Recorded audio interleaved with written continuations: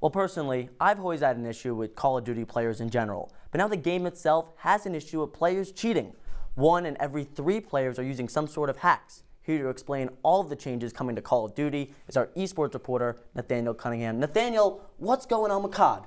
The biggest thing that you need to know is that these players, they're going online, they're downloading these software updates, these modifications or mods, and they're hooking them up to their systems so that way they can have these cheats, whether it's things like perfect aim or if it's things like wall hacks, where they can see through the wall, they see your outline, or they don't even have to try to aim at your head. And it just makes the game easier so that way these players feel the satisfaction of winning without having to go through the work of actually trying.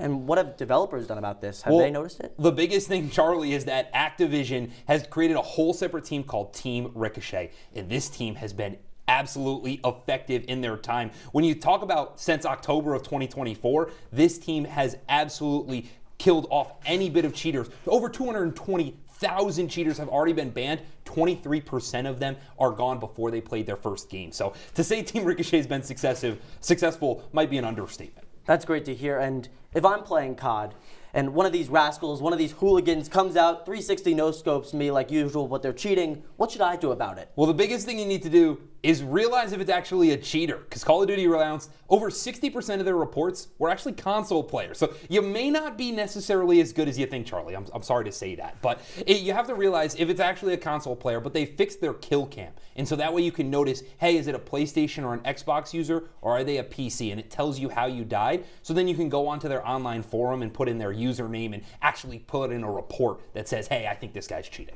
Wow. So moral of the story, Charlie Goldberg should stick to Fortnite. I absolutely get it. Yeah, I think that's a good idea. All right, Alexa, what you got for us?